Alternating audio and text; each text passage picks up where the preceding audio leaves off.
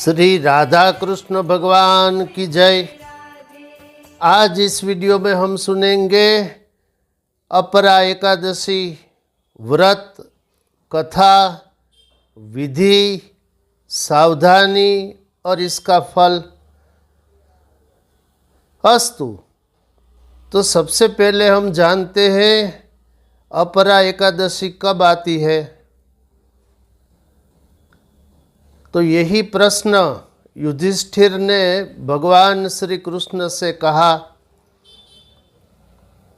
तब भगवान ने उत्तर दिया था कि ज्येष्ठ मास के कृष्ण पक्ष की एकादशी का नाम अपरा एकादशी है, जो इस वर्ष 2025 में तारीख 23 मई शुक्रवार के दिन है। तो इस एकादशी का नाम अपरा एकादशी है। इसका पुण्य इतना है महान, जैसे बद्रीनाथ में जाए बगैर वहाँ के दर्शन का, पूजन का पुण्य। बद्रीनाथ न जाए मतलब जाना है वो जा सकते हैं, लेकिन ये व्रत का मैं फल कह रहा हूँ कि बद्रीनाथ के दर्शन का और वहाँ के निवास का पुण्य अपरा एकादशी का व्रत करने से प्राप्त हो जाता है।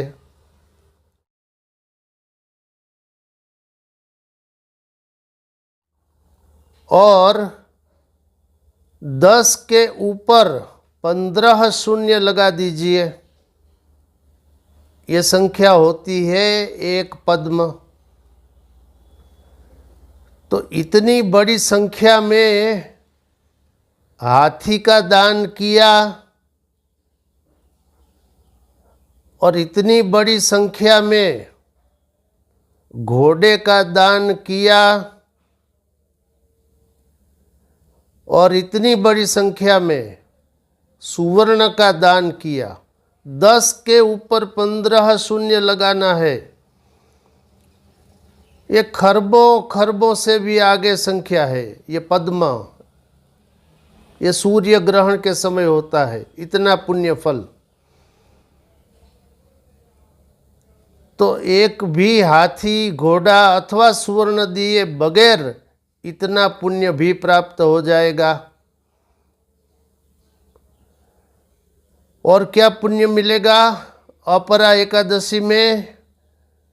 तो भगवान श्री कृष्ण ने कहा, गंगा तट पर पितृओं को पिंडदान करने से जो तृप्तिदायक फल मिलता है, वही फल अपरा एकादशी का व्रत करने से मनुष्य प्राप्त कर लेता है। तो वो पितरों की तृप्ति का भी कार्य हो जाएगा इस एक व्रत से। फिर ग्रहण के समय काशी में स्नान करने से जो पुण्य प्राप्त होता है, वही पुण्य अपरा एकादशी का व्रत करने से मनुष्य प्राप्त कर लेता है। मकर राशि का सूर्य होने पर अर्थात माघ मास में प्रयाग में जो स्नान करने से पुण्य प्राप्त होता है, वही पुण्य अपरा एकादशी का व्रत करने से मनुष्य प्राप्त कर लेता है।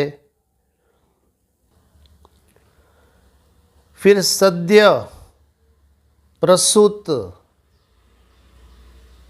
गाय का दान करने से, फिर सुवर्ण का दान करने से और फिर भूमि का दान करने से जो पुण्य फल प्राप्त होता है वही पुण्य फल अपरा एकादशी का व्रत करने से प्राप्त हो जाता है।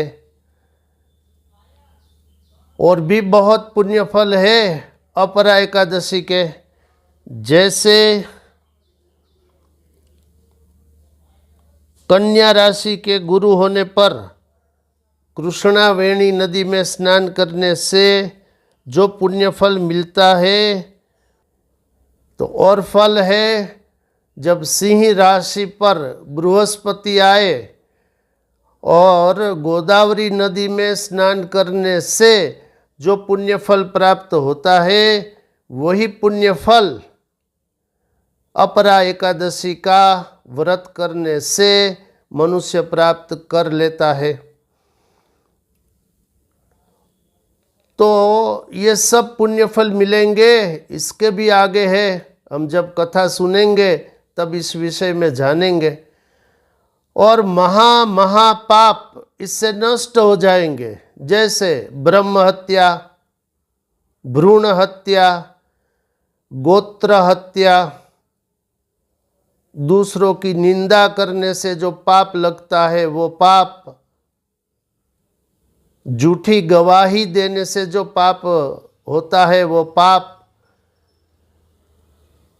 फिर जिस गुरु के पास विद्या अभ्यास करे उसी गुरु की शिष्य जब निंदा करे तब भी महापाप होता है।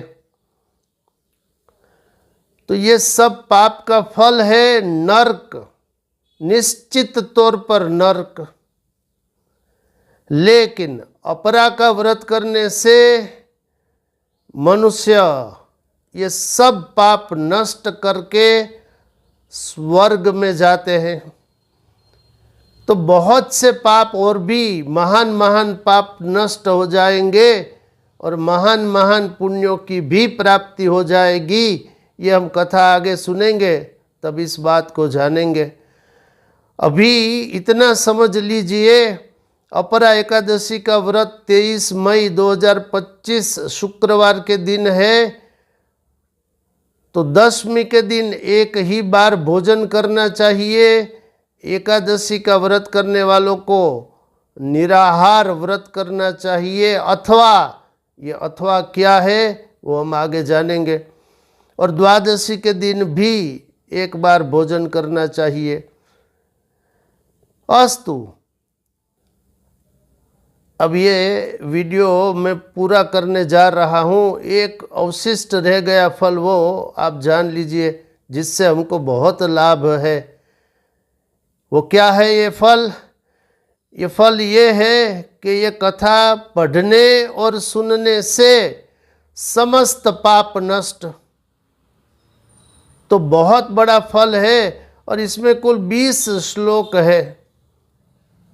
तो हम थोड़े से श्लोक है वो पढ़ेंगे भी, लिखेंगे भी, ताकि आप लोग भी पढ़े और सुने सुनावे और सब पाप नष्ट हो जाएंगे।